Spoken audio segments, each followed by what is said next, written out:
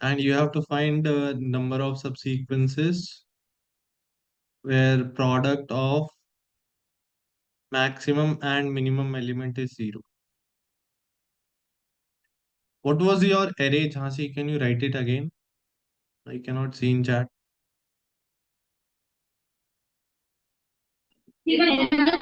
నేను Okay, please mute yourself. 0, -3, and 1.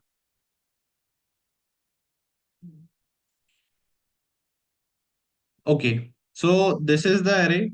Everyone, tell me how many subsequences are possible which satisfy this condition.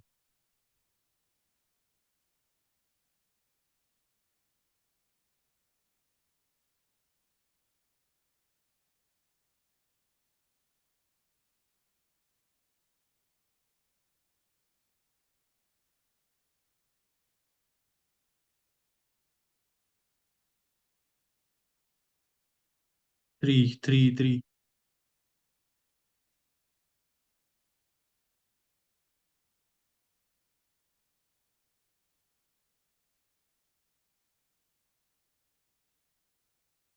Okay, was that a different problem?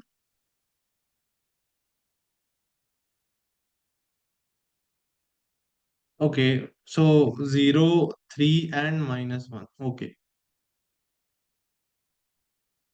In this case also, I guess number of subsequences will be same.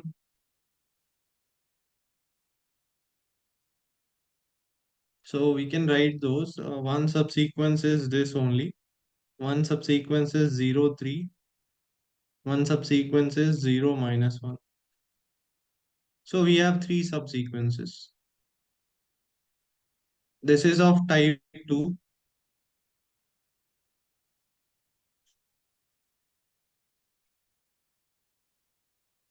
This is of type 1. And this is of type 3.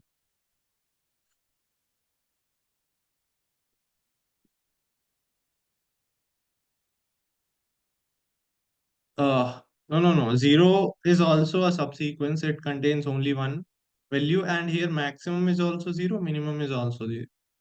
Okay. Yeah. Yeah, that's fine. Okay. We'll start this session with a easy warm-up problem. Then we'll increase the difficulty and solve other problems. So warm-up problem I'm sharing. Wait.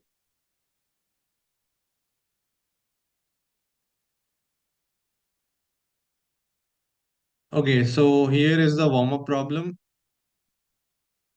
I hope it is visible to everyone. Problem is like this: given a sorted array with possibly duplicate elements. So it is mentioned your array is sorted, but it have duplicate elements. Task is to find index of first and last occurrence of an element in given array. Very simple problem to start with. Okay, start from a brute force approach and give me the most optimal approach also.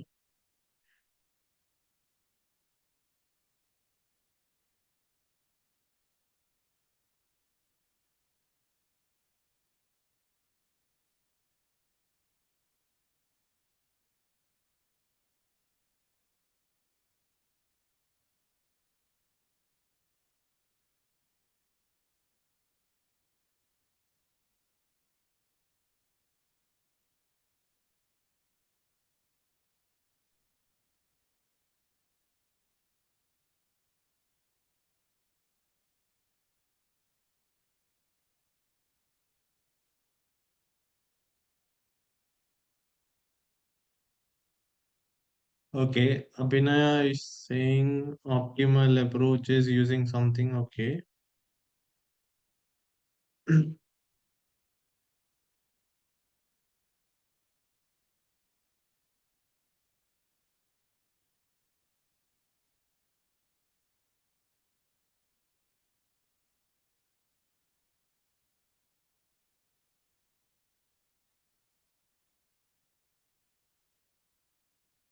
Today we have very good problems. I mean, which are related to trees and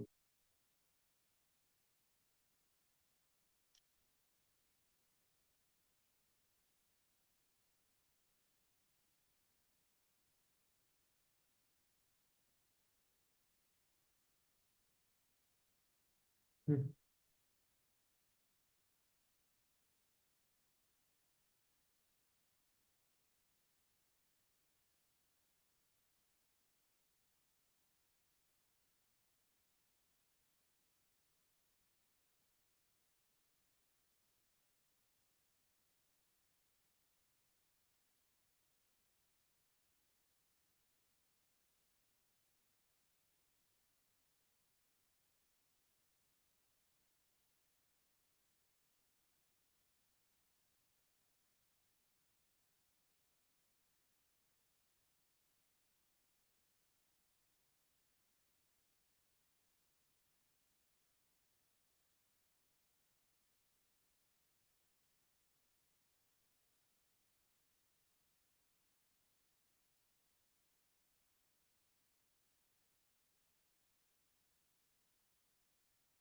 Isha is saying true pointer, one at index 0, one at index 1, move until both of them are equal. Okay, then store the first pointer, change the condition and now move until they are not equal. Store the first pointer index again. Okay, nice. Nandini is saying we can use for loop for first occurrence and find out count of the element in array. From that, we can find the last occurrence. Okay. Yamini is saying if frequency of an element is greater than 1, then we will print the element. Okay. Then we'll print that element index and index plus count plus 1. Okay. Index plus count minus 1. Okay. Chancy is saying iterate from beginning whenever you find the target, store the index, and again traverse from end. Okay, this is also correct. So brute force can be so we have something like this: one, two, two, three, four, five, seven. Since array is sorted, so you will have elements in sorted order. Suppose there are like we got two approaches more formally related to pointers and all. So one is a two pointer approach where first you have two pointers. I is starting from 0, j is starting from 1. You'll keep on incrementing until both are same. So currently at this position I is, this is where j is. Do we have same values present there? No. So what? Increment both. So once you increment both, so I will become 1, j will become 2. Are they equal? Yes. So yes. So for the very first time, first you'll check for the first time when they are equal. So obviously this is the first index where 2 is present. Suppose x is 2 and we have to do the same thing. We have to check for x. So we'll keep on going until I and j both contains x. So at this time when I is 1 and j is 2, x is 2. Okay, value present at both the indexes is 2, which is equal to x. So here you will store, okay, you can say first index is equal to I, which is 1. Okay. Now for last index, you'll do the same thing, but this time, okay, not same thing. You'll keep on continuing until they are not equal. Okay, here I is 1, j is 2. They are equal. Okay. So you stored the first index. Now, once first index is stored, after that, what you have to do, you have to find the last index. How you are going to find the last index? You'll keep on updating your I and j until they are not equal. So next, what will happen? You'll increment the value of I, you'll increment the value of j. J is at this position, I is at this position, which is I becomes 2, j becomes 3. Again, they are equal. So you'll keep on updating them until they are not equal. Next time, I will be here, j will be here. So I will be at index 3, J will be at index 4. Now at this point, they are not equal. So now this is the index of last element. Okay. So now you can store the last element, which is equal to 3. Okay. Last element is present at index 3. And this particular solution was given by Isha. Great. Then we have one more solution from Sheetal. Traverse from first until you find, then break and traverse from end. Okay. One more easy approach is one traversal you need to do from left to right until you find that index. Okay. First I is 0. You are traversing from left to right. Is the value equal to x? X is 2. No. Next, you increment the value of I. You check for this. Now they are equal. So your first index is 1. Okay. Now you do the same thing in reverse order. Okay. In reverse order, you'll check for this value. Are they equal to 2? No. Is this equal to 2? No. Is this? No. Is this? No. This is equal. What is the index of this element? Index of this element is 3. So your last index you will initialize with 3. So this is another way where you are doing two-time traversal, one from left to right for finding the first index where the value is present. Second one is from right to left, that will give you the last most element. Okay.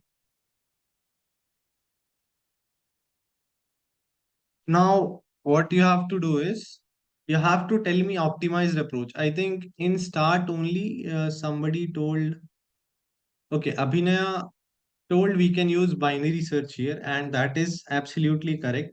We can use binary search. Okay, before going to binary search, what is the time complexity in both the cases? In case one where we use two pointers, what is the time complexity? And in case two where we use two traversals, what is the time complexity? Traversal basically means going through your array. Okay. Tell me the time complexity. It is not very hard problem. Question. Yes, it is O of n in this case also, in this case also. Okay. Because worst case for this can be something like this. So although your first element index is this, but your last element, for the last element index, you have to go through the entire array in case of two pointers.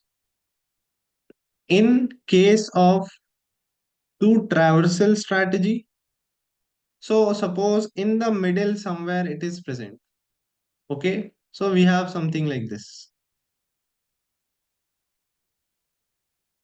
So you have to traverse till this point from left and till this point from right. So in this way also you have to perform n operations. So both in both cases the time complexity is O of n. Okay, in worst case for both of them. Now for best case, like to make it more optimal, usually these type of problems have queries, like they want to ask for multiple value of x. Okay. So more optimally we can solve this.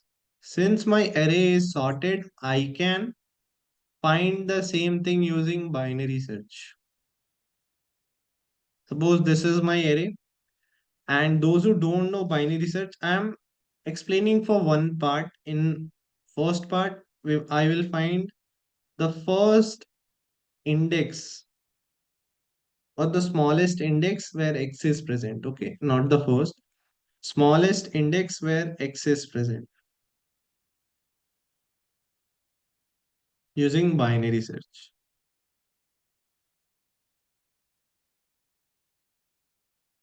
Okay, for implementing binary search, there are few things which you need to know.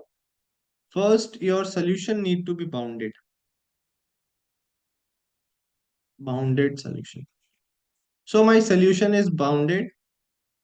Okay, either it is going to be present between 0 to n minus 1 if n is the length of array, or it is not present. Okay, so it is bounded. Second thing is you can predict, like there is certain pattern and you can predict what will happen if you do this, what will happen if you do this.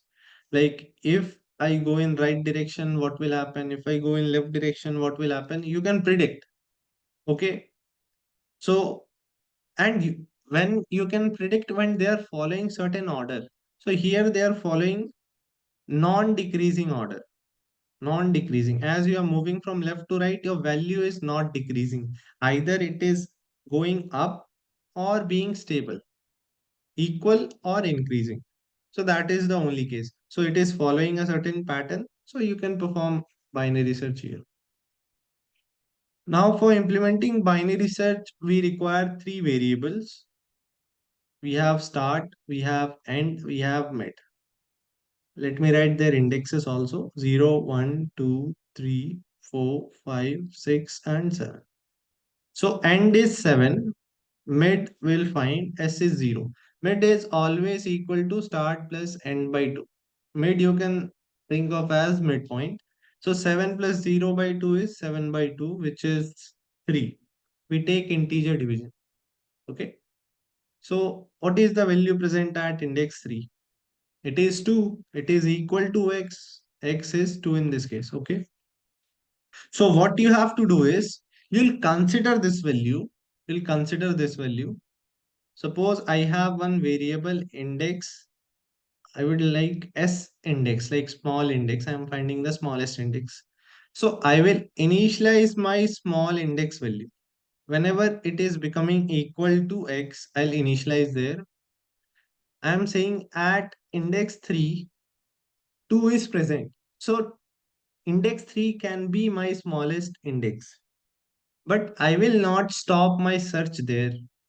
Okay, now there is no point looking in this part because we are looking for smallest index. So 3 is smallest as compared to all other values on right. Okay, I'll not search for in this part. Okay, now I'll continue my search in this part. So if I want to continue my search in this part, what value I need to update? Do I need to update start or end? Tell me.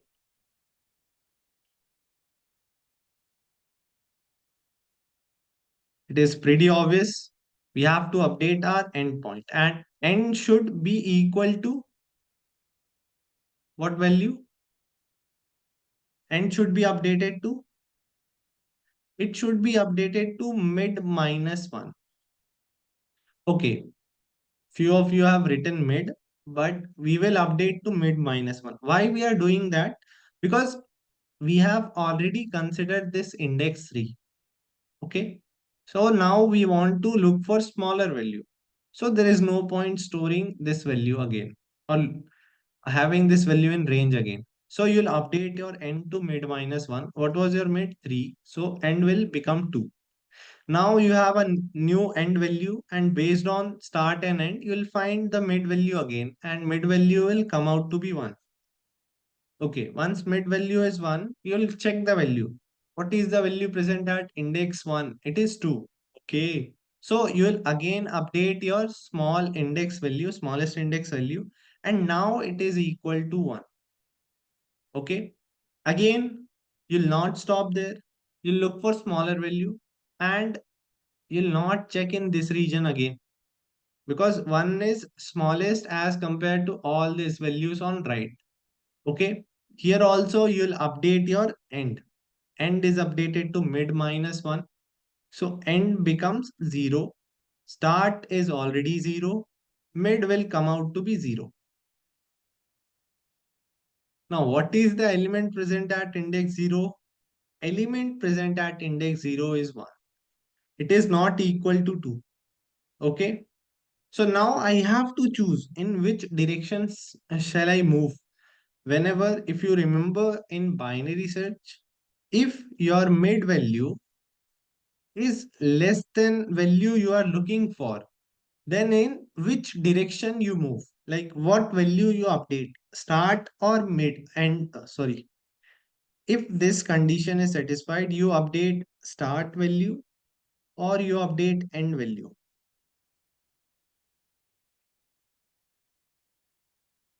This is the case when your middle element is less than x. No, Tanaya.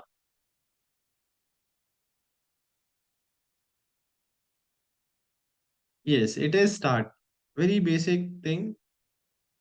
If this is my sorted array, this is my sorted. Sorted basically means increasing or not decreasing. Okay.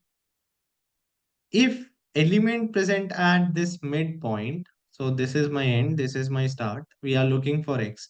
If element at this point is less than x, so I will update my start because there is no point checking for x in this part, because since mid is smaller, all these values on left side will be smaller. Okay. So to check for x, you have to update your start. Start will be updated to mid plus 1. So always when your mid is less than x, you update your start. If mid is greater than x, you update end. Okay. So here also, as this condition is satisfied, mid value is 1 and element we are looking for is 2. So we have to update our start. Start is updated to mid plus 1. So start becomes 1. Mid is 0. But now there is one problem. My end value is 0. My start value is 1. And at any point, start cannot be greater than end. If start is greater than end, it means we are in invalid range. Invalid range. So whenever your start becomes greater than end, you'll come out of the loop, you'll stop searching. Okay. So you'll come out of the loop. What is the value stored in S index? It is 1. Okay. And it is correct also because 2 smallest index where 2 is present is 1 only. Okay.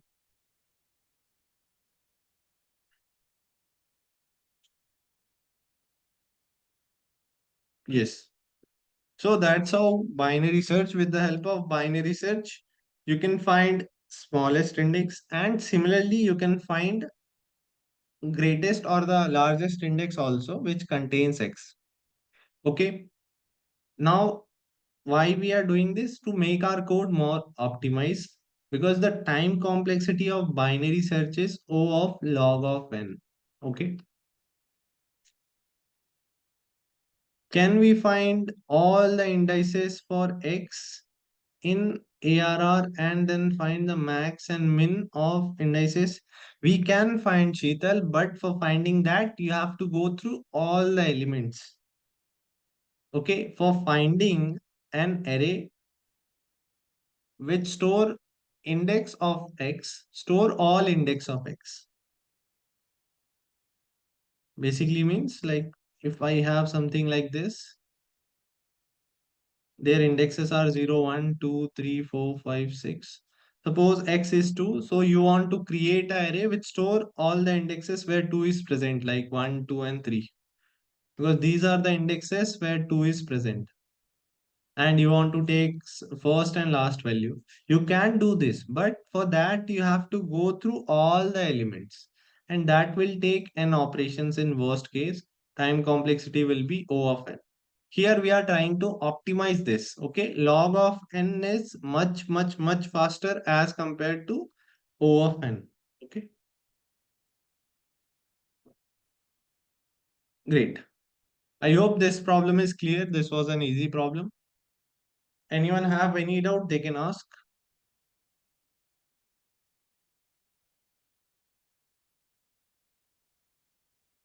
Okay. Now, let us move on to real problem. Could you please repeat this problem, sir? Okay, Nagashri, which part is unclear? I can repeat, like which part, from where you want me to repeat?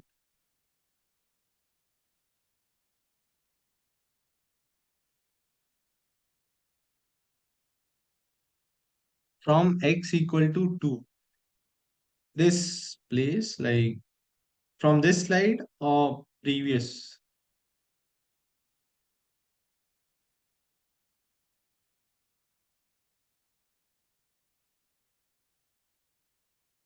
Okay, question is like this. You are given an array. I'll create a new array.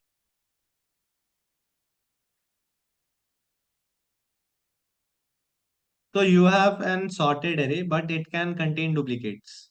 Okay. You have a sorted array, but it can contain duplicates. You have to find first and last index of a value x. Okay. So you have to check this x is present in array at what index, and more formally you want the first and last index.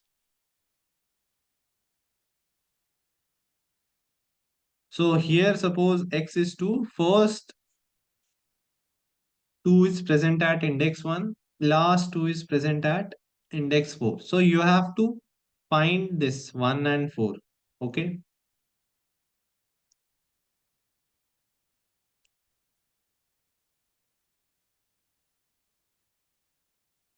Okay. Okay, moving on to next problem. I'll show the problem. This is very good problem. I mean, you'll understand a lot. Okay, you have to use pen and paper in this problem. Okay, those who, okay, give it a try. There, I hope this is visible. There is a tree in which root is colored black. Whatever important points you are listening, write it down, or you are able to see, write it down. Make a note. Okay, it is important to understand the problem. This is actual problem from last year's uh, women to code hackathon. Okay, so there is a tree, root is colored black, and other remaining nodes are colored red. Those who have no clue about trees, they just listen.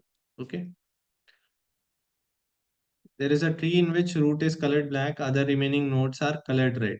Okay, we can color adjacent node to black, and we need to return total ways through which we can color the tree black.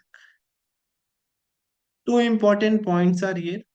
First, what you have to do. Second, how you can do. So, how you can color, your main goal is to color your entire tree black. Initially, only root is colored black, all other nodes are in red color. One at one time, you can only color any adjacent node to black. Okay, we'll see with an example. You have to find how many different ways are there, total ways are there, in which you can color your tree black. Okay, so you input is given in this order: total number of nodes in tree, total number of edges, and from node to node array is given. So this is about edge. So there is an edge from this particular node to this particular node. We'll see example also. I'll write down the example. Moving back to whiteboard, there I'll explain the problem. Few important points. You have a tree. Root is colored black. All other nodes are in red color.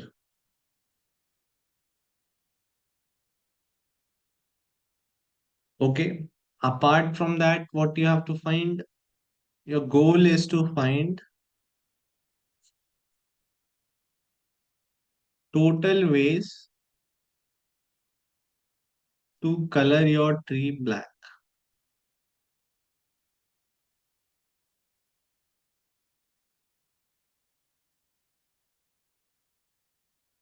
Okay. Now, what else is given? Mm, okay, you can color adjacent node to black. Okay, very important. Can color adjacent node to black.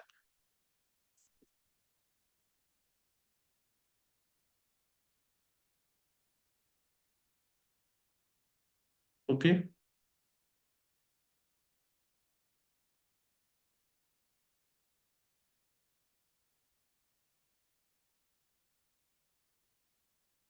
Now, one example is how the input is given. It is given like this. I'll explain 1, 1, 1. Then we have 2, 3, and 4. This depicts total number of nodes in tree. How many nodes are actually present in tree? This depicts how many edges are there. So tree is nothing but it is a structure or combination of nodes and edges where we have n nodes, n minus 1 edges. So n nodes, n minus 1 edges, and there is no cycle and they are connected. So this condition, if you have n nodes and n minus 1 edges and they are connected, there cannot be any cycle. Okay. So we can remove this cycle part. Now this is from node, this is to node. So there is an edge from this node to this node. Like 1, 2 basically means there is an edge from node 1 to node 2. So suppose this is node 1 and this is node 2. So there is an edge from node 1 to node 2. Similarly, there is an edge from node 1 to node 3. And there is an edge from node 1 to node 4. Okay. So you have to tell how many total number of ways are there to color them black. Initially, your node 1 is colored with black. All other nodes are in red color. This is in red. This is in red. This is in red. Okay. For this tree only, just to know if you understood the problem or not, how many total number of ways are there to color it black? Tanaya is saying 6. Okay. Okay.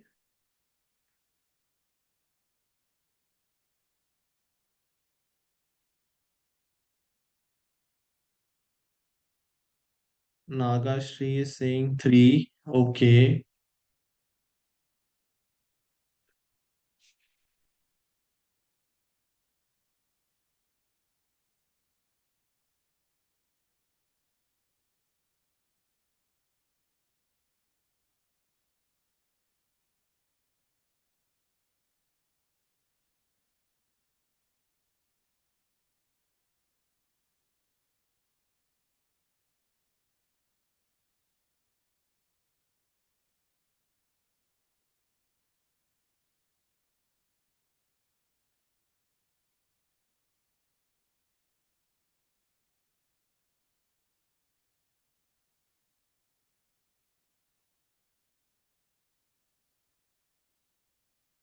Yes, only one node can be colored at once. Nandini is saying 6. Okay. Can we use traversal technique because we go left first, adjacent to root, and then to right? We'll come to the approach and all, Sneha.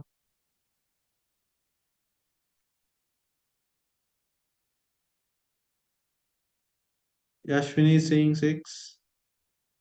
If only one node, then 6 ways. Okay. You can color only one node at a time. Okay. Yes. So the answer is 6. Okay. There are 6 ways in which you can color. Total number of ways in which you can color this tree is 6. Okay. First, obviously, because you have 3 nodes. Okay. And all of them has equal opportunity. You have basically 3 options are there. And you have to choose one option. So it is like 3C1, which is nothing but 6. Sorry, what I'm saying here. We are looking at not the combination. We have to look at permutation. Okay. So three values are there. 3 factorial is the total permutation that we have. Like you can color 2 first, then you can color 3, then 4, or you can color 2, then you can color 3, then you can color, sorry, you can color 4, then you can color 3. In this way, similarly, you can start with coloring node 3 first, then you can color 2, then you can color 4, 3, 4, 2, then 4, 3, 2, 4, 2, 3. These are all the combinations, all the 6 combinations that are there, or 6 ways are there in which you can color your nodes. Okay, so there are 6 ways in which you can color your nodes. Obviously, one is already colored, so I'm not writing. From one, you can first go to color 2. Now from 1, you can go to color 3. From 1, you can go to color 4 and so on. Okay, 3 factorial ways are there as we have 3 nodes. If we have 4 nodes, then we will have 4 factorial ways. Okay, it is about all the permutations. Okay, all the different permutations that we can have.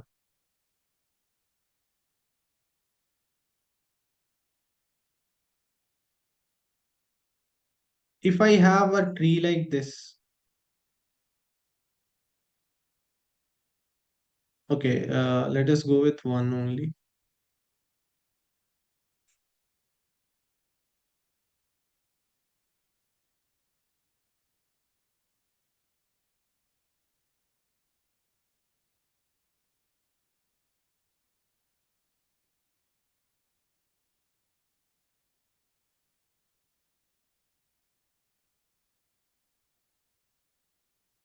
In this case,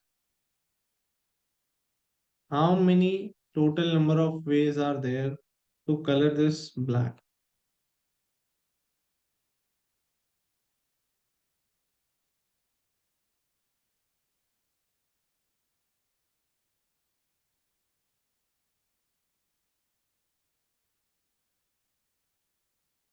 Okay, we got one answer from Tanaya.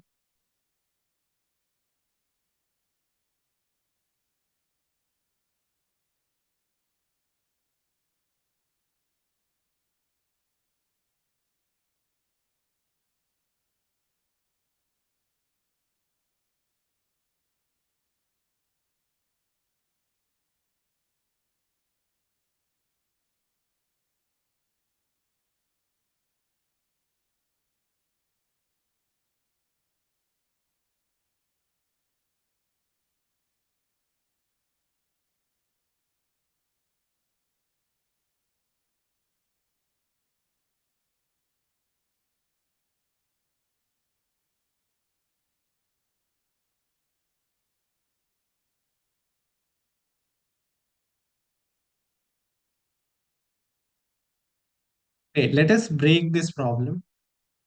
For this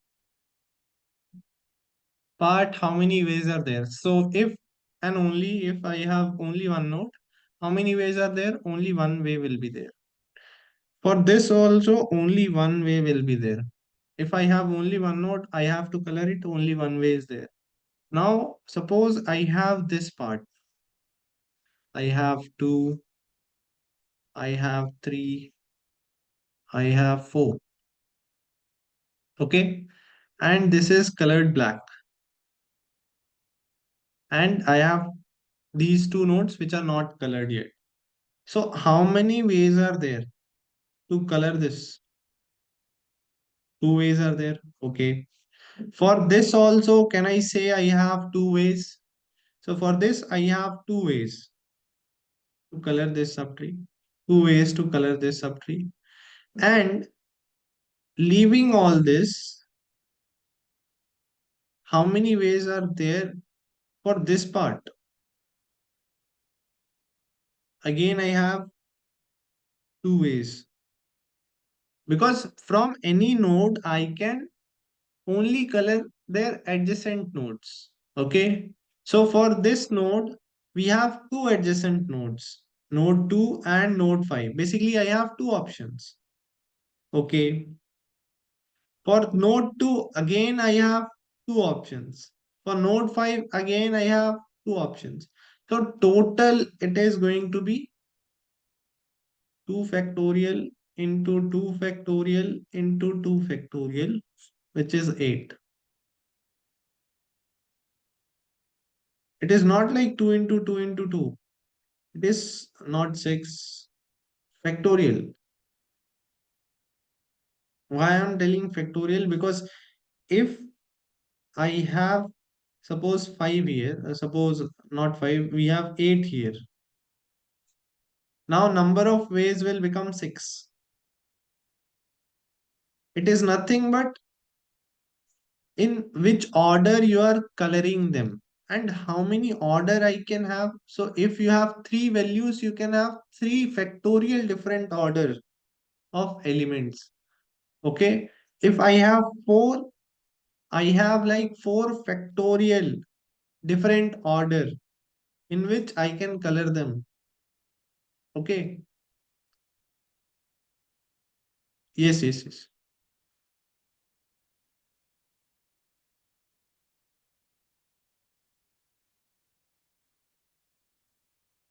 Is there anyone who is still blank? I mean, who is who have doubt in this? You can freely ask.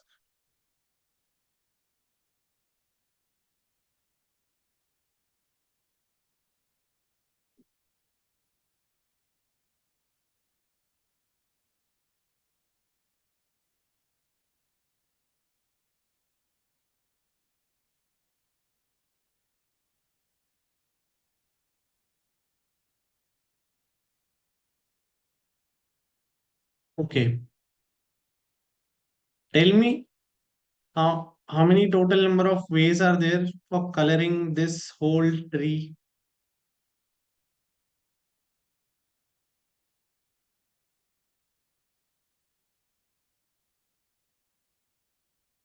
This is the only node which is colored black.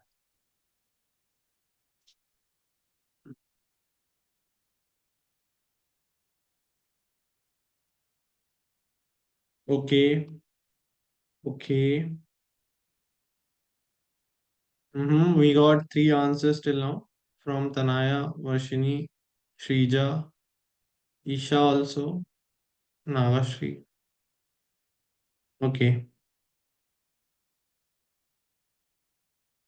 Okay. When I am at this node, okay, Abhinaya also. I have three childrens, like three adjacent nodes with me.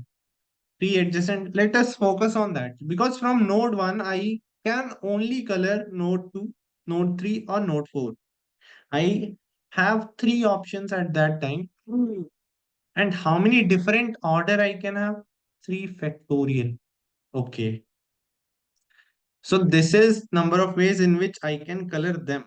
These nodes. I can color 2, 3, and 4. Okay.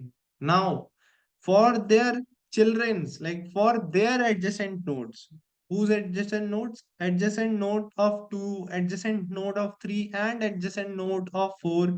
How many orders I have?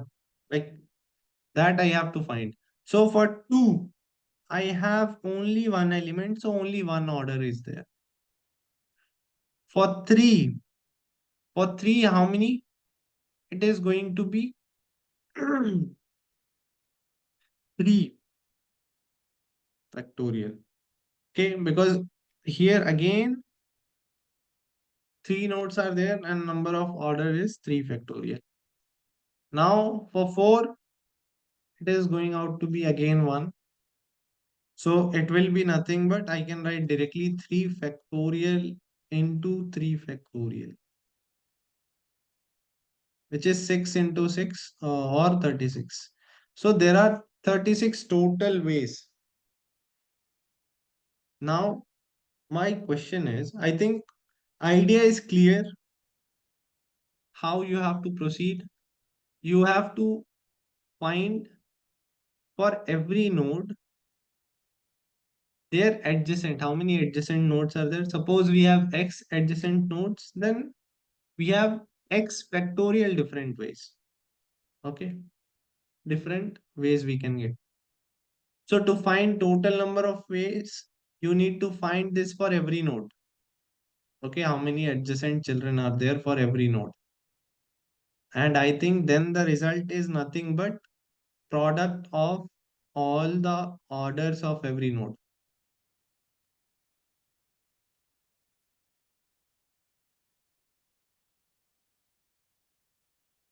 So how you can do this?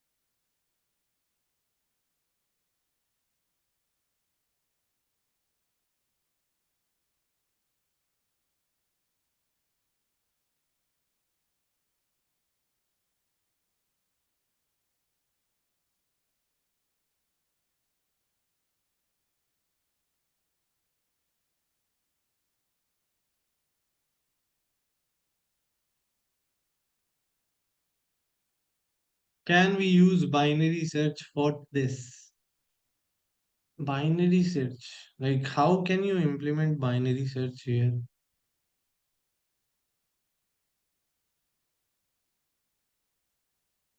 What you want is for every node, you want adjacent number of adjacent nodes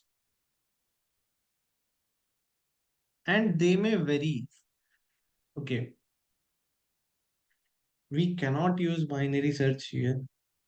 Okay, why you think you can use binary search? I want to know that.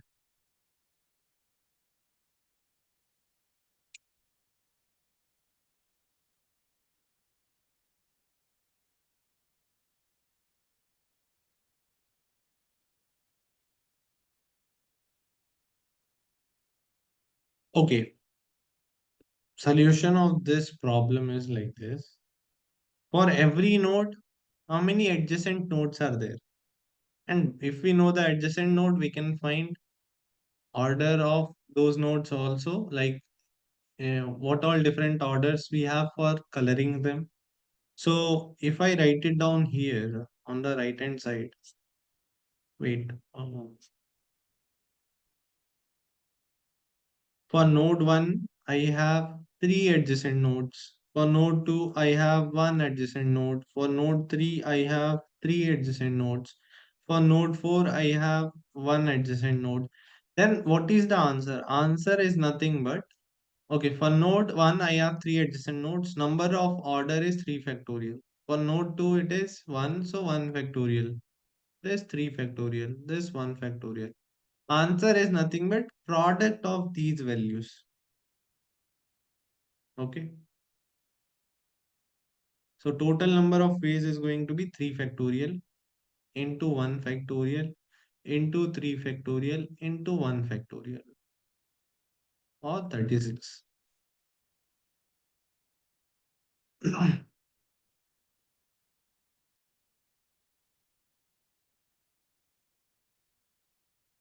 You just have to find this. For every node, how many adjacent nodes are there?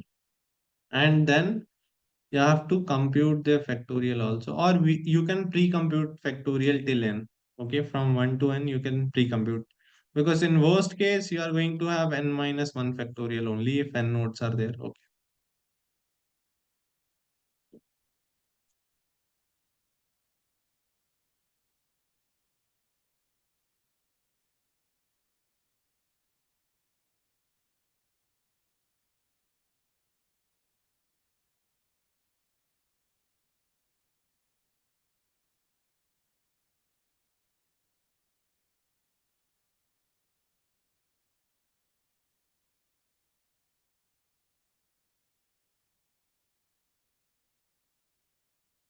Okay, so while root is not none, we got one code, pseudo code. Root equal to root left, c plus equal to 1. Root equal to root right, c plus equal to 1. Okay, this is not right, Sam Reddy, because this is not a binary tree. Is this a binary tree? No. So can be more adjacent nodes. So we cannot use left and right tree, left and right child concept here.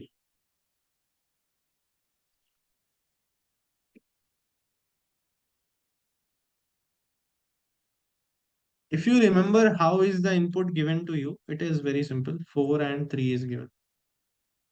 From node, yes, Tana. We can use that. So this is how one of the inputs was given. From node 1, we have one edge from 1 to 2. We have one edge from 1 to 3. We have one edge from 1 to 4. So how many times? Number of times 1 is appearing here. That many number of adjacent nodes are there for 1. So how many times 1 is appearing here? 3. So 3 adjacent nodes are there for 1. Okay. For other nodes, there is no adjacent node. Okay, so then I need to update here also. Okay.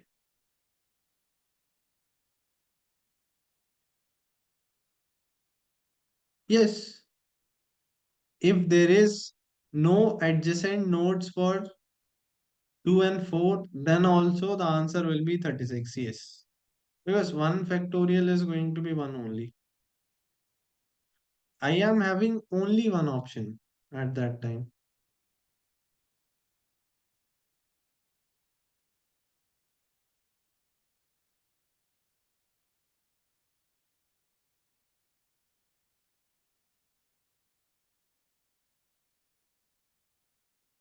Okay, so while taking the input only, you can find these values. And once you find these values, your answer is nothing but keep on finding their factorial and keep on multiplying. Like for 2 and 3 and 4, it is going to be 0. And we all know 0 factorial is nothing but 1.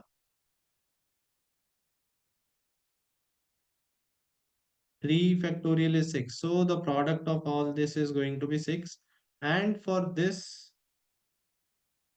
tree, we have 6 options.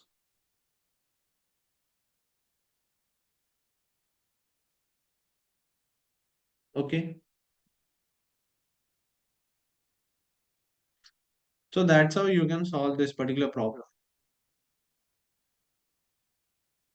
While taking input, how many times any value is appearing in this to array, or sorry, from array,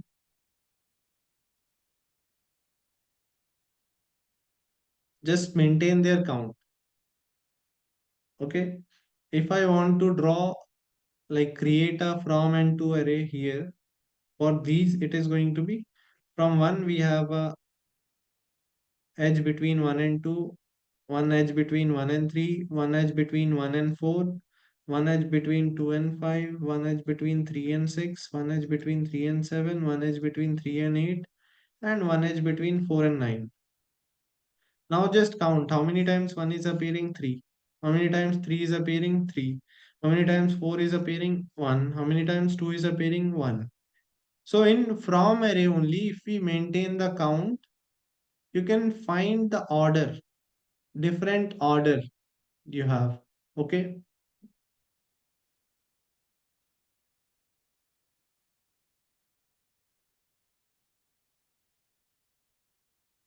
Okay. Don't get confused. I think Varshini is confused. Here, take this example.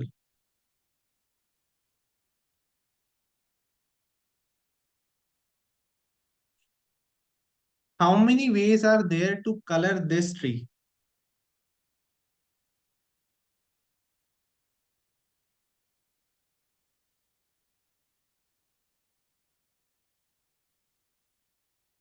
Varshini, tell me.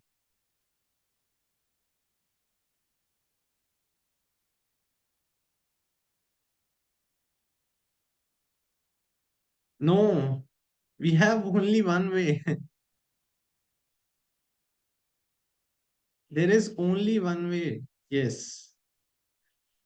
Because we can only color adjacent nodes, okay, of nodes which are colored in black. Okay. So only for black node, the adjacent node is 2 only here. So in next step, I can only color 2. I cannot color 3 or 4 directly. No. I will color 2 first, then I'll color 3, then I will color 4. So this is already fixed. So if I remove 4 also, then number of ways is 1. If I remove 3 also, then also number of ways is 1 only. Okay. So the solution for previous problem is this only.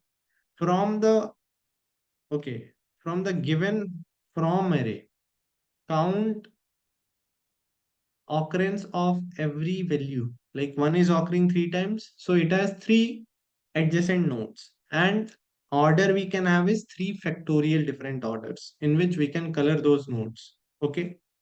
For 2, we have 1 occurrence, so 1 factorial. For 3, 3 occurrence, so 3 factorial. Because 3 have 3 adjacent nodes, 6, 7, and 8. And different orders in which we can color them is 3 factorial. Okay. So you can solve this particular problem like that. Anyone have any doubt, they can ask.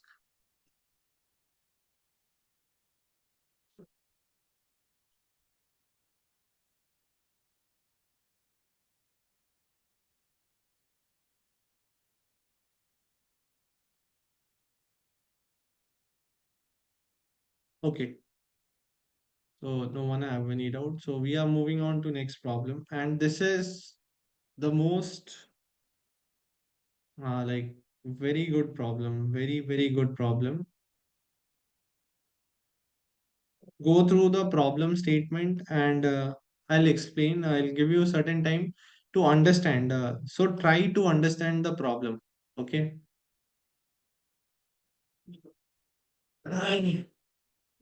You will know about few different things also today. All of you.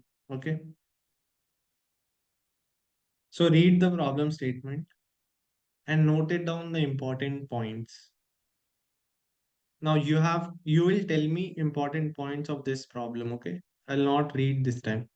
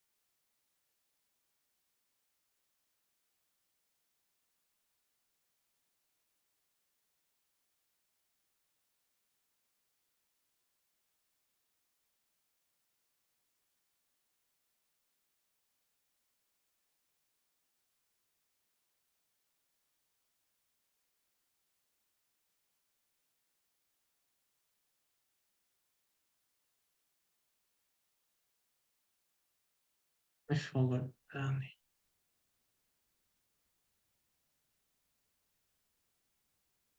And P.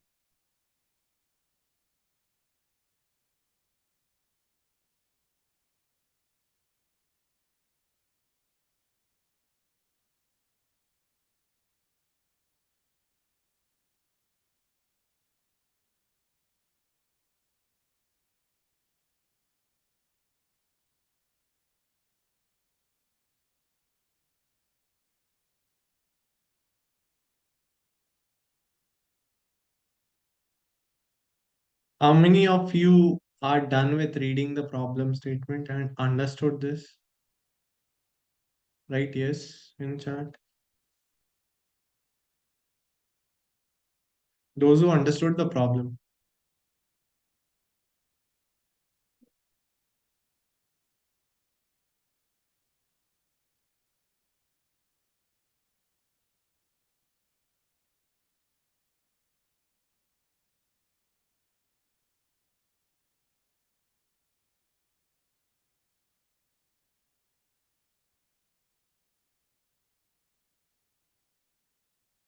Okay, go on. Take few more minutes and read it again.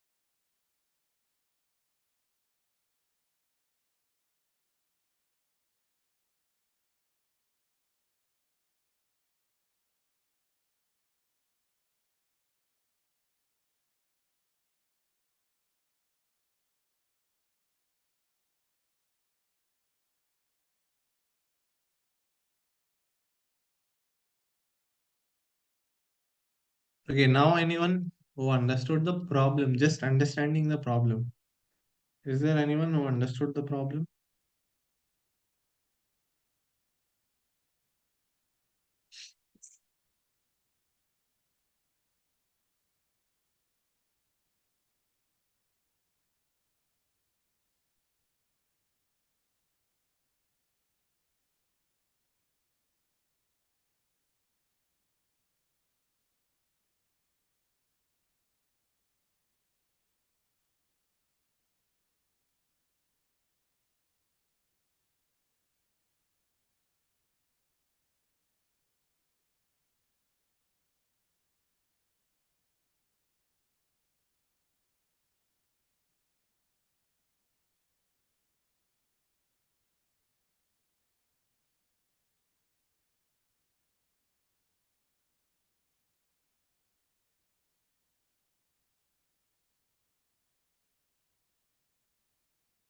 Okay, LL, you are an ant.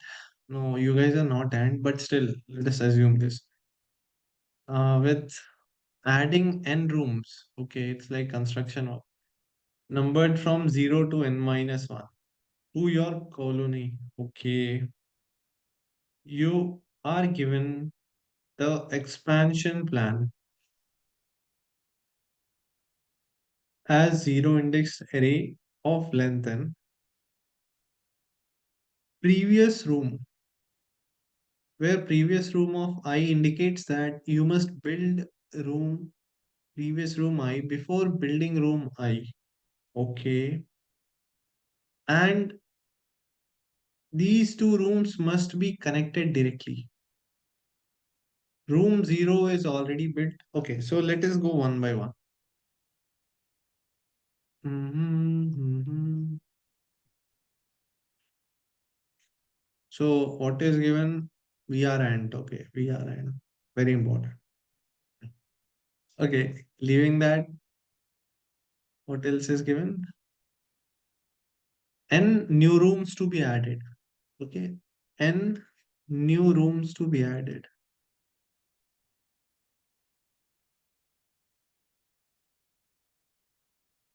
Okay, you are given expansion plan as a zero indexed array. Okay, so there is one array of length n which contains some details. Okay, Preeti Reddy have said new rooms from 0 to n minus 1. Room 0 is built. Okay, I'll copy that only. So room 0 is already built.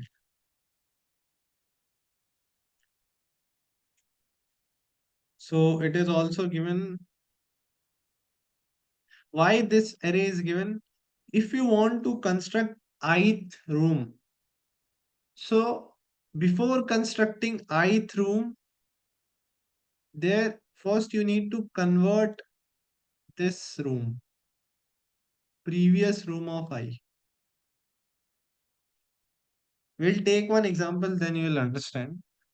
So suppose my array which is given here is -1 0 0 1 2.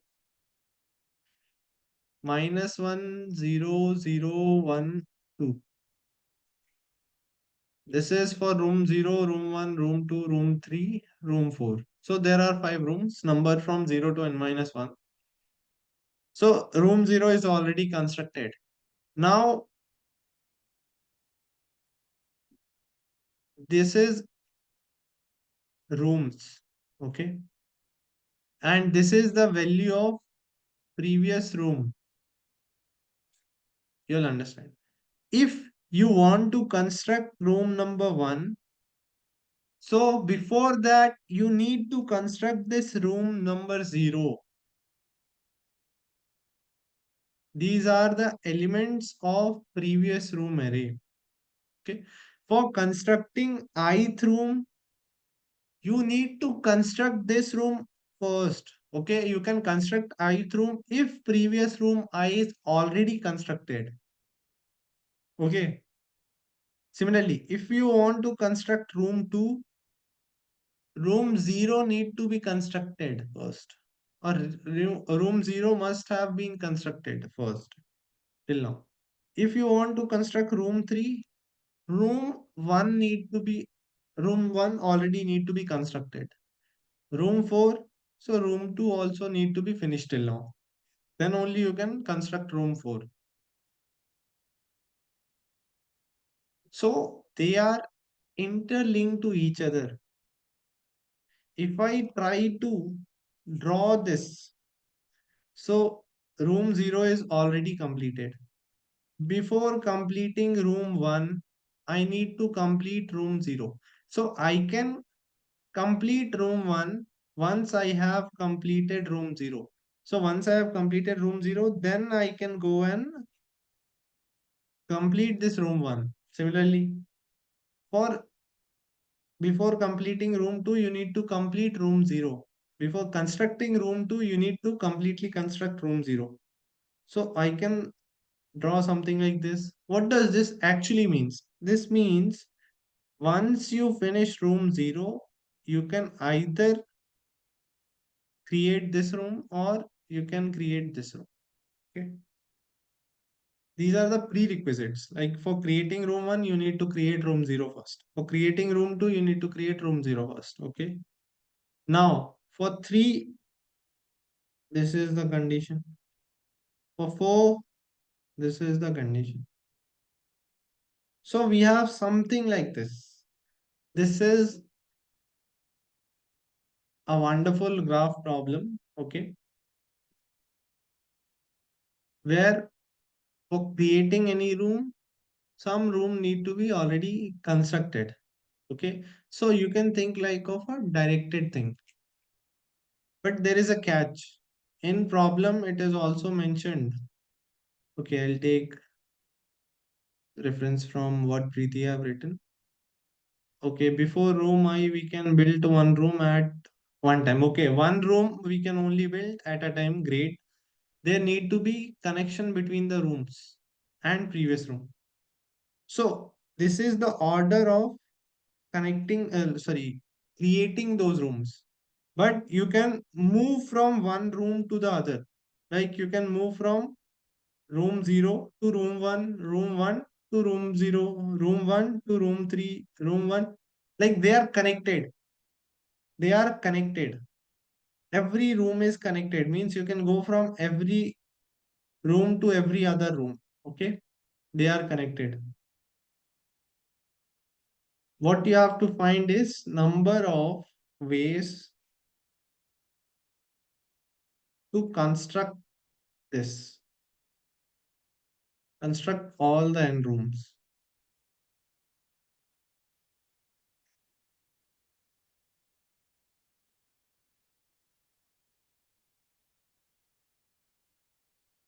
So this is the problem. Is there anything else which we missed?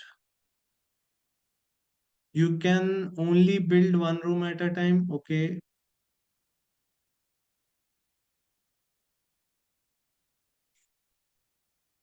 Room 0 is already built. The expansion plan is given such that once all rooms are built, every room will be reachable from room 0. Okay, it's not like that.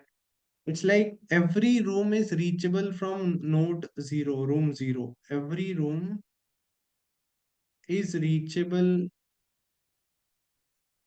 from room 0. Okay, so I'll take my words back. So we cannot go from room 2 to 1. They are connected, it is mentioned. Wait, I'm getting confused. Previous room of I, this. Okay. And you can travel freely between rooms you have already built only if they are connected. And these two rooms must be connected directly. Okay.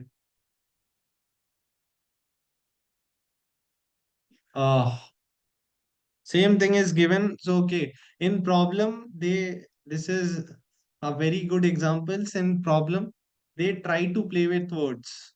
So all rooms are connected or will be connected after completion. Okay,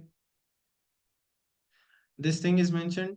One more thing is mentioned which we missed. Like if I want to construct room I, before that I need to complete this previous room of I. If this is constructed, then only I can construct room I. And they need to be connected. They are connected directly. This is mentioned. They are connected directly. So for the previous example, so this was the previous room array. So I'll write the index. Index is corresponding to rooms. For corresponding to room 0, it is -1 because room 0 is already constructed. So room 0 is constructed. Next, for constructing room 1, room 0 need to be constructed. So room 0 is constructed. So I can construct one. Okay, and after construction, they will be connected. This is the order in which they should be constructed. Okay, first zero should be constructed, then I can construct one or I can construct two. Next is similarly, if I want to construct room 3, I need to construct room 1 first. If room 1 is constructed, then only I can construct 3.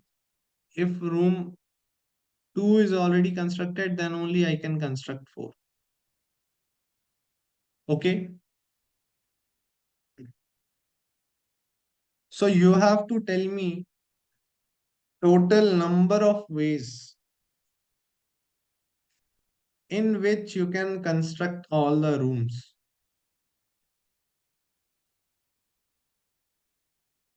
for this case. One example I am giving. Room 0 is already constructed. After that, I will construct room 1. After that, I can construct room 3. After that, I can construct room 2. After that, I can construct room 4. This is one of the ways, and this is valid. Why it is valid? For constructing room 1, room 0 need to be completed. So room 0 is already completed. For constructing room 3, room 1 need to be constructed. Room 1 is already constructed. For constructing room 2, room 0 need to be constructed. Room 0 is already constructed. So I can construct room 2 also. For constructing room 4, room 2 need to be constructed. So room 2 is already constructed. So this is one of the ways in which I can construct all the n rooms. This is There are other ways also. So tell me all those ways. 4, 9. There are more than 4 ways.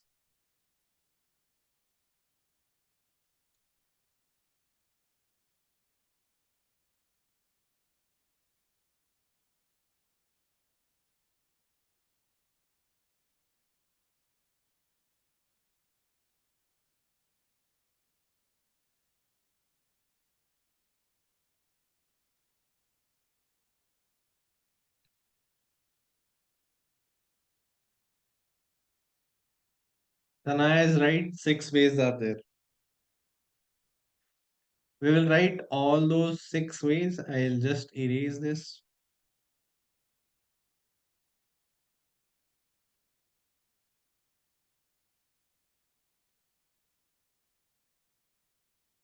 Okay, one by one, tell me all the 6 ways. Everyone. Wait, let me shift this one.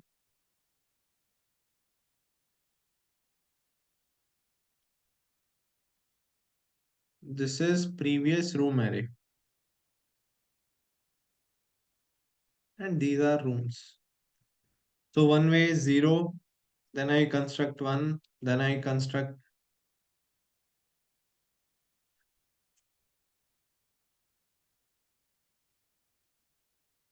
0, 1, 3, 2, 4.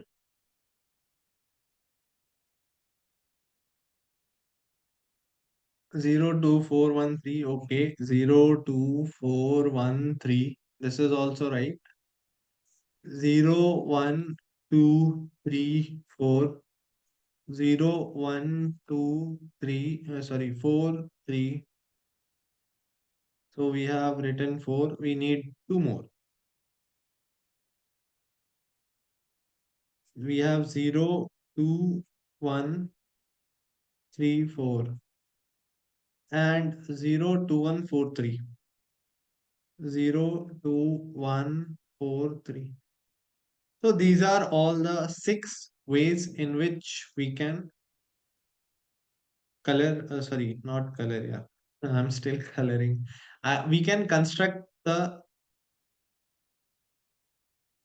is the buildings? Yeah, we can construct the buildings. Okay, these are 6 ways.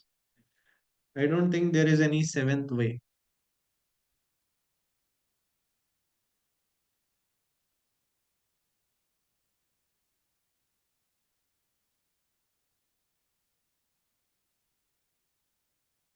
01324 is done. I have written all the six ways. Is there any other different way? Tell me. I don't think there is any other different way. And this problem have very like two, three very important concepts. I'll mention all of them. Okay. There is one term known as topological ordering. So this problem was based on topological ordering. And there is also one more concept, very, very, very important concept. And I think that is related to math and very widely used Fermat theorem. It is based on Fermat theorem. We'll cover that also.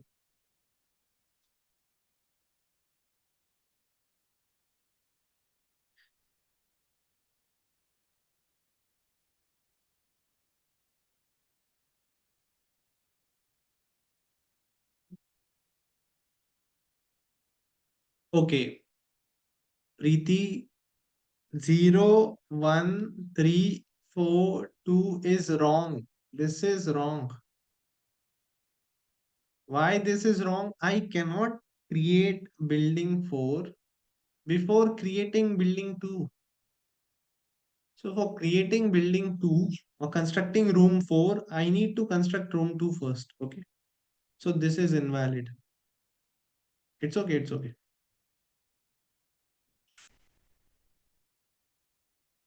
Okay. So here we will cover one thing, very important topic I have not covered, I think, till now.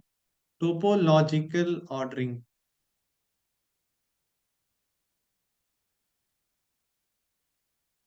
Or more firmly, you can understand priority of nodes. Which node need to be prioritized? Okay. So this was my tree, graph, you can say. 0, 1, 2, and 3, 4. Okay. First, we will start from room 0. Is it correct? Yes. Now, from room 0, once room 0 is constructed, I have two options. Okay. I can construct one. This is also right. And I can construct two also. I can construct two also. Okay. Now from 1, once 1 is constructed, I have few options with me. What are those options? Options are I can construct room 2 after constructing room 0 and room 1, because for constructing room 2, I just require that room 0 is constructed. Yes, yes. Or I can construct room 3.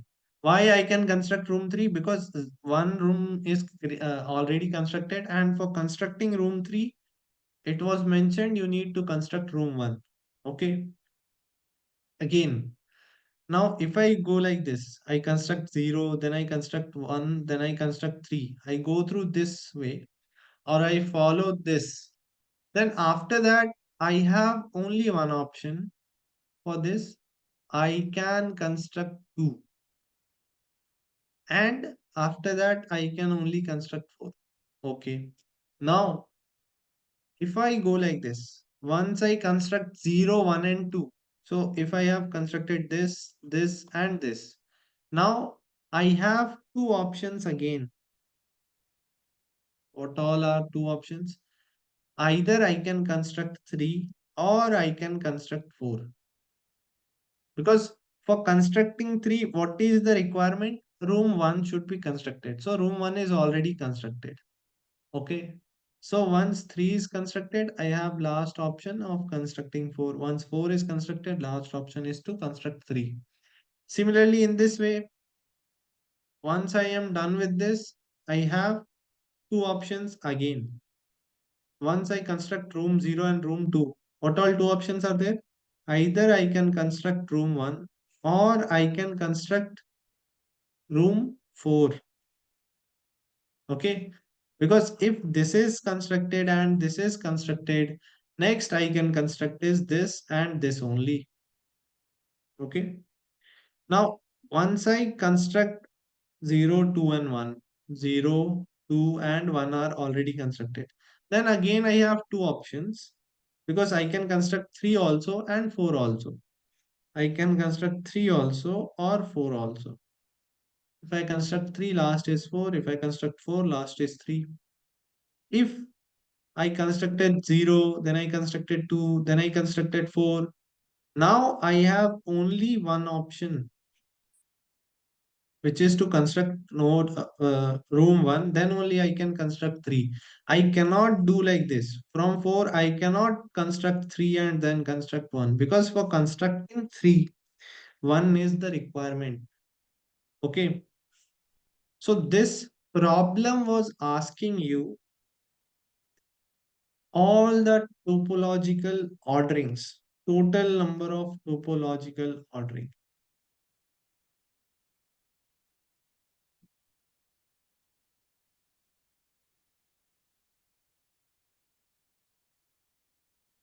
Topological ordering is basically we are arranging the nodes in such a order such that they satisfy some condition.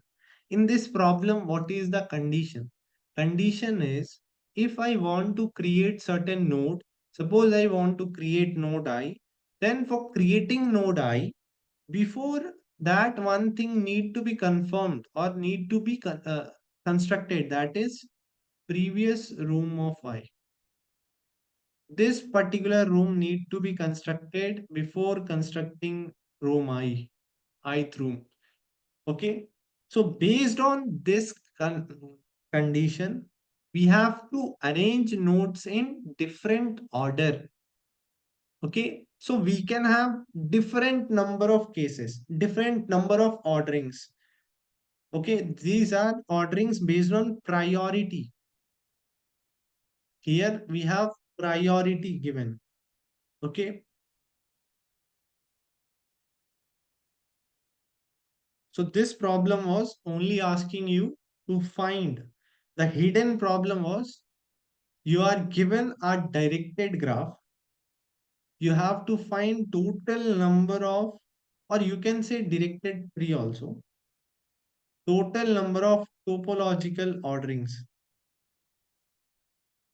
Why I am writing, why I am telling this? One question of mine is, what is the difference between a graph and a tree? Tell me a difference between a graph and a tree. Those you know.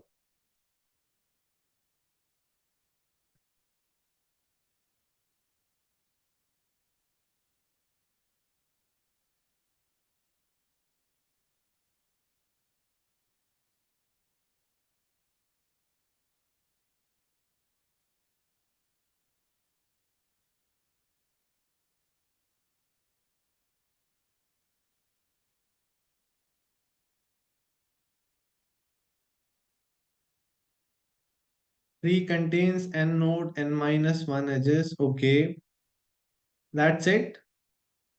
Nandini, there is one important thing you are missing. They need to be connected. Then this condition need to be satisfied. All edges are connected. Yes, yes. Sorry, my bad. You have written. Yamini is saying graph contains cycle but tree does not. Yes, this is one of very important conditions. If I have something like this is 0, this is 1. Like if I, this is room 0, this is room 1, this is room 2, and then we have room 3, then we have room 1. If we have something like this, if I want to create previous array, it will be minus 1, 1, sorry, 0, 1, 1, 2, 3, 4.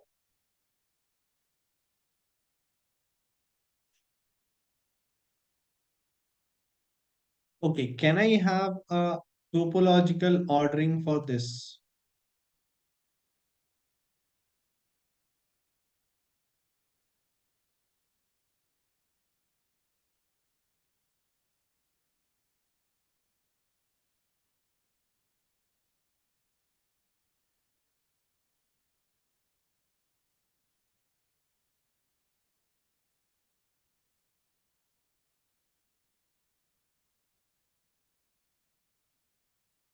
There is no order for this. The reason is very simple. What does this arrow basically means? This means before constructing one, I need to construct three. Arrow basically means before constructing this node 2, I need to construct node 1 or room 1. So if I want to construct room 1, I need to construct room 0 also, and I need to construct room 3 also. Leave about this case. It is, I'm not talking about this problem specifically. I'm talking about some different case where I have something like this, a directed graph like this. Okay. So we cannot have a topological ordering in case of cycles. Remember this point. Why we cannot have? What does this actually means? Before having rooms 1, I need to have room 3. But for having room 3, I need to have room 2. But for having room 2, I need to have room 1. Okay. So it is forming a cycle. Whenever a cycle is present, we cannot have a topological ordering of nodes. So note this down in your notebook. Whenever there is a cycle, there cannot be any topological ordering. And a graph which is connected and which don't have cycles is nothing but a tree. Okay. And one more thing, remember this definition also. A graph which is connected and which does not have any cycle is nothing but a tree.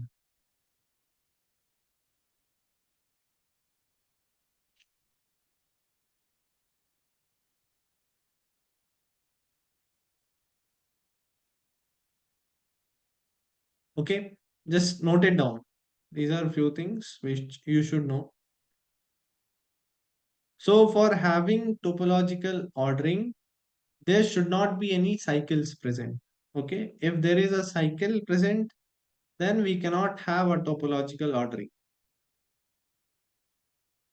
So now it is confirmed, if we want certain orders in which rooms need to be constructed, there should not be any cycles, and I think it is given in problem statement also.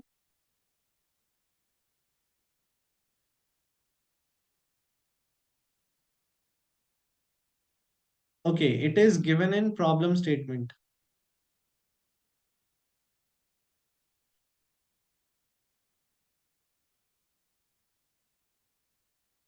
Just to confuse you, and at the end it is connected. 0 is nothing but root. What are the important points given in problem? It is nothing but you are given a directed tree only. Okay, this you have to identify. They will directly not mention, okay, you have a directed tree or not. Why? They have mentioned one thing. From room 0, you can reach out to all other rooms. Since this is a directed tree, obviously, why it is directed? Because before creating any room, like if I want to create room 1, I need to create room 0. Okay, so there is an order, a directed order is there. First room 0 will be created, then room 1 will be created. First room 0, then room 2. First room 1, then room 3, then room 4. Okay, so we have directed edges. They have mentioned, okay, once the rooms are created, they are connected. Rooms are created, they are connected. Connected means you can go from any room which is connected. Like if these two are connected, you can go from 1 to 0 also.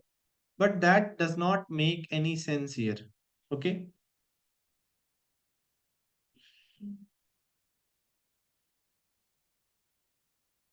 You have to treat this as a directed tree is given to you. And we have only n minus 1 edges.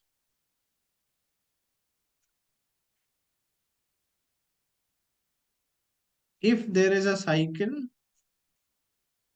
in that case, there is no topological ordering.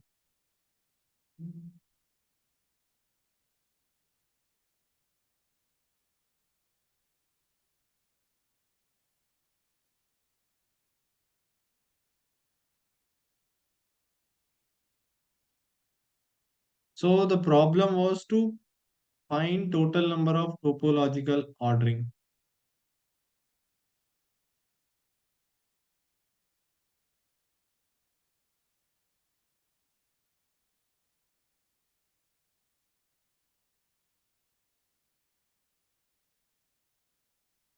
And I think we missed one more line. You must build room this. Your task is this. Expansion is there before building room. I know is given such that once all rooms are built, every room will be reachable from room zero. Okay.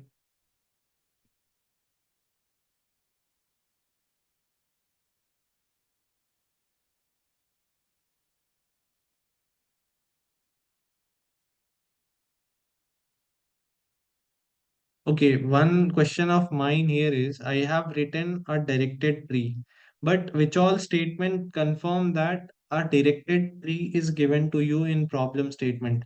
This is the problem statement. Go through this again. Identifying problem, underlying problem is very important. Okay, so that's why I'm taking more time on making you understand the problem statement. Which all lines, you just tell me the lines which confirm you are given directed tree.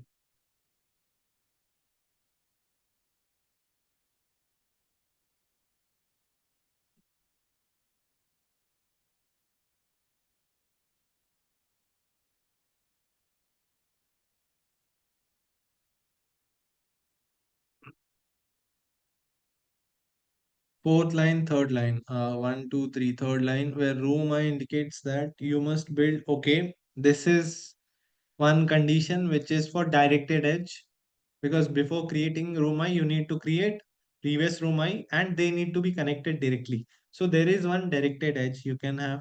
Okay, but why I'm saying tree? Why not a graph? Graph can have cycles.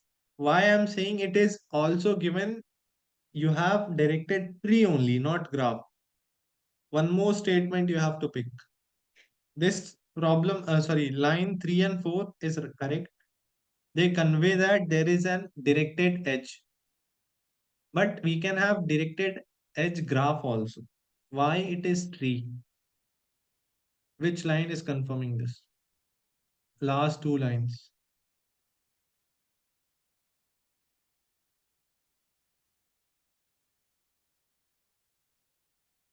Last two lines. Second para, second line. Second para, second line is you can choose to build any room as long as its previous room is already built. Okay, but still, how it is tree and why not graph? Okay, well, I think somebody said Nandini is right. Every room is reachable from room zero. Okay, every room is reachable from room zero. Every room is reachable from room zero. Okay, you are given an array of length n. Okay, but one of the value, the first, very first value is always going to be -1. So you have how many values? N minus 1 values, okay, which are valid. So n minus 1 values will help you create n minus 1 edges. So there are n rooms, and for n rooms, we only have n minus 1 previous room's value. For room 0, there is no previous room. Okay. So can I think like this? I have n rooms, n nodes, n minus 1 edges, and they are reachable from root 0, from the root. Okay. So this will make sure they are connected first of all, then only you can reach from node 0 to all other nodes, and there is no cycle involved. If I want to create a cycle, if I want to have a cycle, suppose if I want to have some cycle here,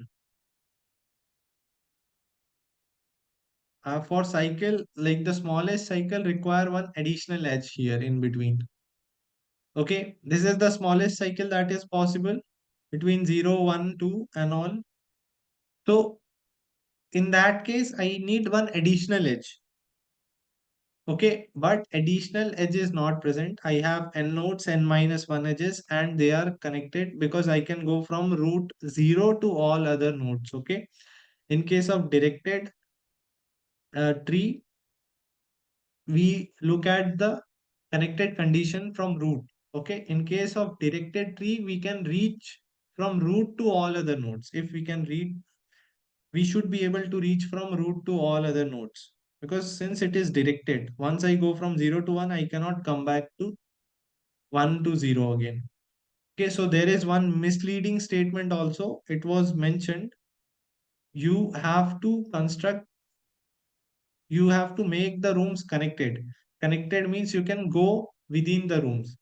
But this is just to confuse you. This particular statement was to confuse you. Okay.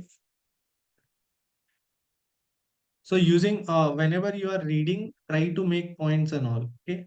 This problem was nothing but it was about total number of topological ordering that you can have. Now, how to find that? There is one formula, and this is not available on internet also. Very rarely you will find the formula of this. Note it down, very important. It is nothing but n factorial divided by multiplication of number of nodes in subtree of every node.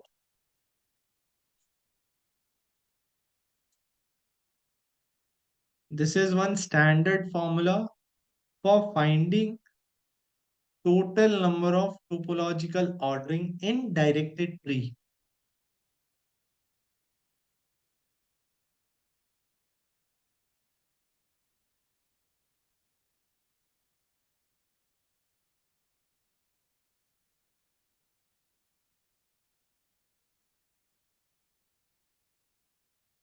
Okay, I'll confirm this again. I think I have written right or not. Mhm.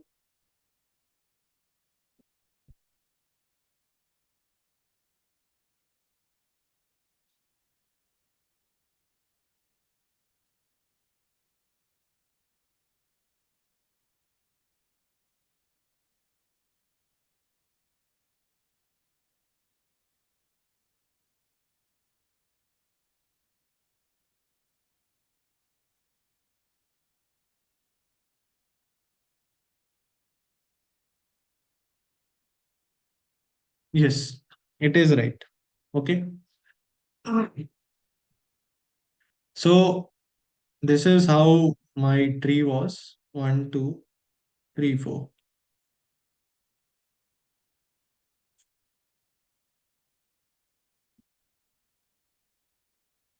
If we go by the formula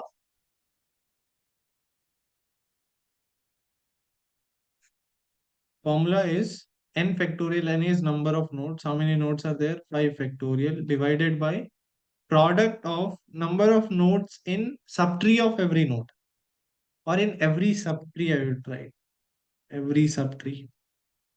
I hope everyone knows about subtree. This is one subtree.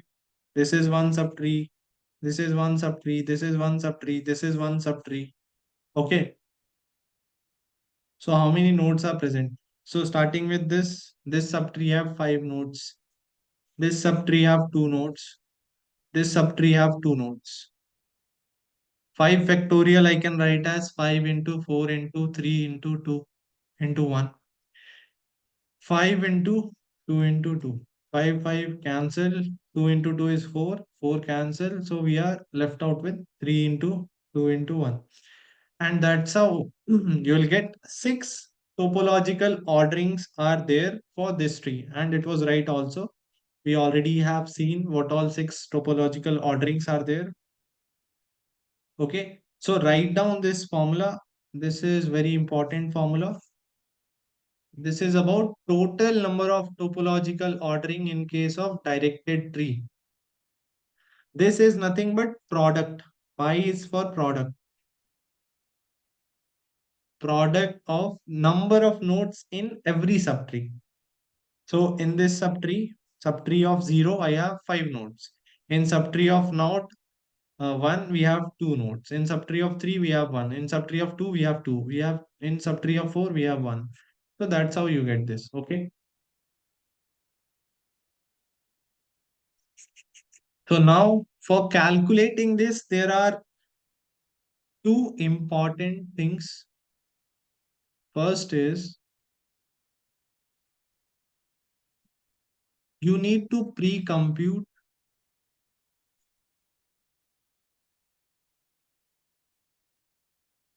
Yes, whole tree is also a subtree for root node. Okay. Whole tree is also considered as a subtree. Now, your task first was to understand the problem what it was asking. It was asking for total number of topological orderings in directed tree. This is the formula. Those who know. So first you will pre-compute n factorial. Then the major task was second task, which was to find number of nodes in subtree. And for that, DFS, depth first search algorithm is there, which is used for finding this. Okay. Now, what was my tree? It was like this: 0, 1, 0, 2, 1, 3, 1, sorry, 2, 4. You always start from the root node. Okay. You in DFS, we go in depth. So we go in depth. You can choose any of the adjacent nodes or the child nodes, because this is a tree. We can use the concept of child and parent. Okay, and try to find what is the total number of nodes in its subtree. Okay, and since you have to store number of nodes in every subtree, you will maintain a array which will store number of nodes in subtree for every node. Okay, you'll go to node 1. You'll try to find number of subtree for this. Again, for doing that, you'll go in deep. You'll go to its adjacent node or its child, which is 3 in this case. From 3, you'll try to go to its children, but there are no children. So in this subtree, how many nodes are there? One node is there. So 1 will be returned, or you'll store for node 3, subtree size is 1. Means there are 1 nodes. So in your array also, you'll add 1. In your dynamic array, you will add 1. 1 is nothing but size of one of the subtree, which is formed for this node 3. So 1 is returned. Now in this node, for node 1, we have two nodes. One you are getting here from this part, and one is this node itself. So total number of nodes in this subtree is 2. 1 plus this node itself, which is 2. So you'll add 2 also. Okay. Now you'll return this 2. Okay, you'll return this 2 to your parent node, which is node 0. Now from 0, you'll go to your other child. You'll try to find number of nodes in subtree for this node 2. From node 2, you'll go to its adjacent node, which is 4. For 4, there is no adjacent nodes. So for 4, there is only one subtree and the size of subtree is 1. You'll add 1. Yes. So 1 is present. One node is present in this subtree. For this subtree, it is going to be one nodes, number of nodes you are getting from your children plus 1 itself. So again we have two nodes. So you'll add 2 here. Now you have two nodes from this subtree, two nodes from this subtree, and these two are children.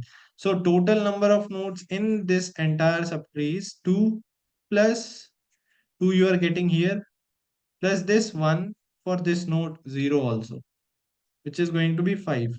So you'll add 5.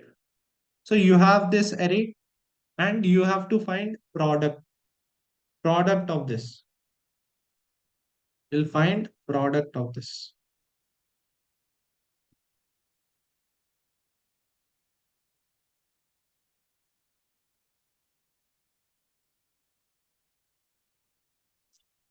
In that way, like while finding product also, you have to take care of modulo operation.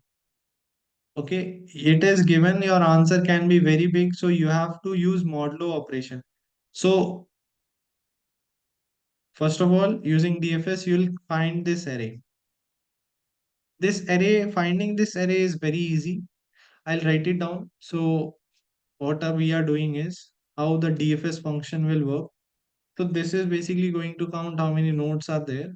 So first of all, in this function, we need to have details about which node I am currently at, what is my tree, and the array that I am creating, which is storing the subtrees. Since this is a directed tree, there is no need of marking them, okay? Because you will visit any node only one time. Here, you will mention how many total number of nodes are there in subtree. Obviously, you will be returning those values also. You'll go to adjacent nodes. You'll go to the adjacent node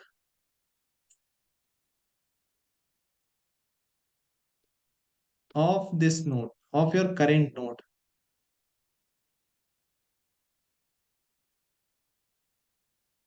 Okay. Usually, how we store the trees, we store in dynamic array. We already have covered this. Like if I want how the array was given 111, I'm sorry, not for this. Array here was -1 0 0 1 and 2. So you'll create a tree from this, and tree will be created like this. For node 0, there is one adjacent node 1, and there is one adjacent node 2. So this detail will be stored. Okay. These are the previous nodes, and these are the corresponding nodes. So for having house 1, you need to have house 0 also. You need to construct house 0 also. So this is how you'll store. For node 1, you need, the adjacent node is 3. For node 2, the adjacent node is 4. This is how you store. So with the help of dynamic array, we store our details. So what I'm doing is I'm going through all my adjacent nodes for this node. Okay. And I'll call my function again. Call this function, DFS function, which will give me nodes in my subtree of adjacent nodes. I'll add them whatever number of adjacent nodes I'm getting. Sorry, subtree nodes, number of nodes in subtree I'm getting for adjacent nodes.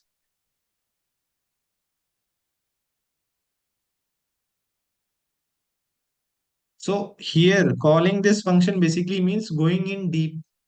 From my current node 0, I'm going to node 1. From node 1, I'll go to node 3. Okay. So that's how DFS works. Depth first search. We go deep. Okay. While doing so, whatever result we are getting, this result will be number of nodes in subtree of this adjacent node. So I will add them. I'll collectively add them. Total number of nodes in my subtree will be total number of nodes in subtree of my children's plus one for myself. So here it will be total number of nodes in subtree of 1 plus total number of nodes in subtree of 2 plus 1 for node 0. Okay. After doing this, I will update the value of total by 1 for my current node, considering my current node, and add in my subtree array, which is a dynamic array.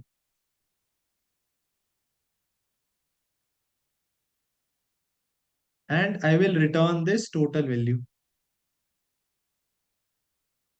Okay. So this total will go to the my parent, and it will help finding number of nodes in subtree for them. Okay, that's how you'll create this. So this is a pseudo code you can implement in your own language for finding this. Now, once you have this subtree array, once you have this subtree array, you can take screenshot of this, everyone.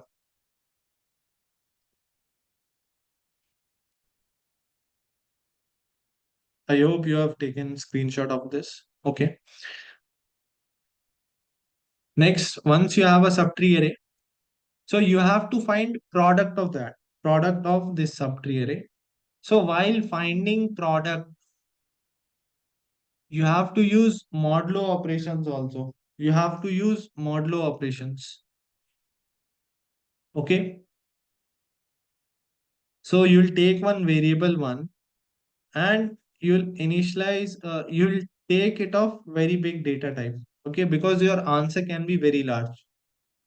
Okay. It will be initialized from one. You'll go through all the elements of your subtree array and you will do this. You will multiply them. You'll multiply, like modify your product. And after doing this, you have to perform the modulo operation equal also. Okay. Else, what will happen? There will be integer overflow error you will get. Okay.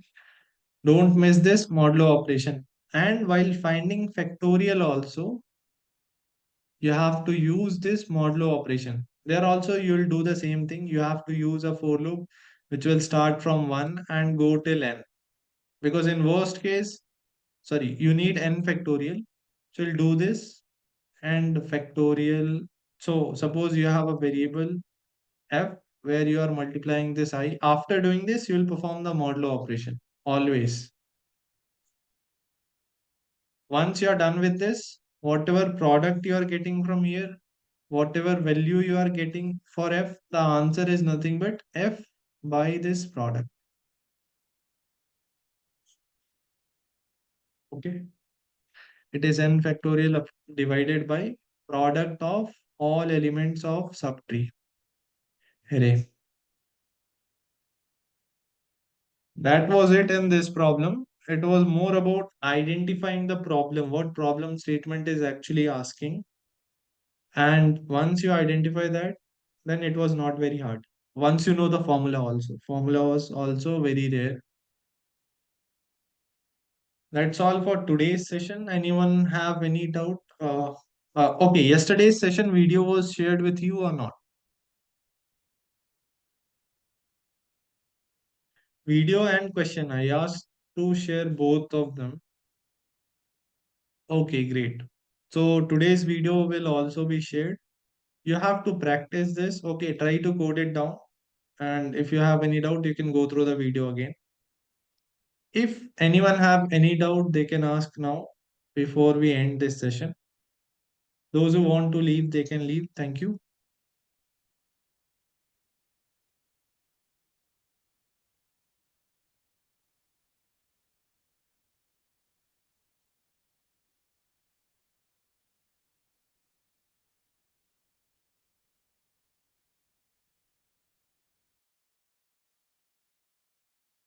Most welcome, Tanaya. Thank you guys for joining.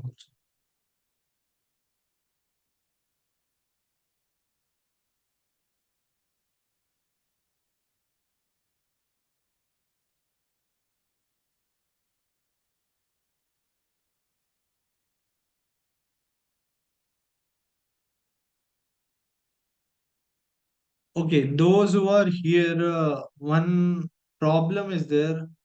I want, okay, we will cover tomorrow. Okay, leave it. We'll take one more session. Leave it, leave it. You can leave. Thank you.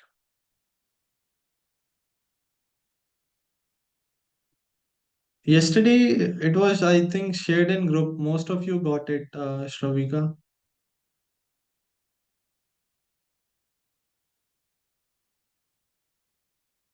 How many of you didn't got yesterday's video link and all? Is there anyone who didn't got it? Please mention your college and year. Okay. So I can tell my team, okay, these students are not getting the videos. Usually it is shared in your group where this today's link was shared, session link. Okay, which batch? MVSR, CSE, which batch?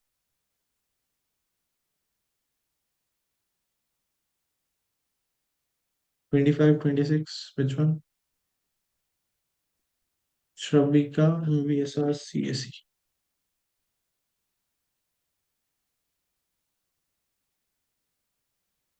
Mm.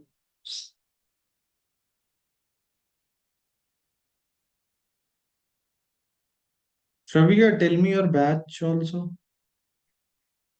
Shravika, oh,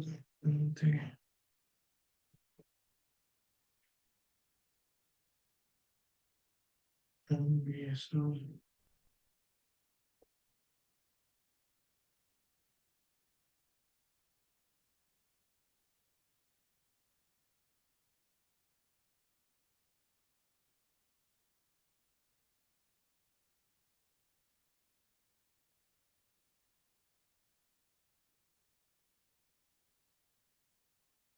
Batch in the sense you are from which year, Shravika?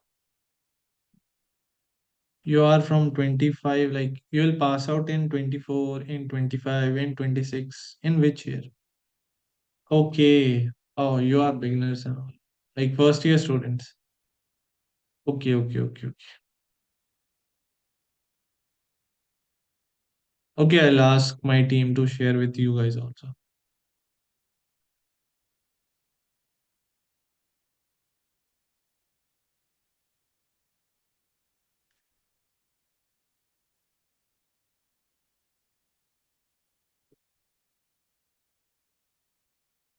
Most welcome, Shavika.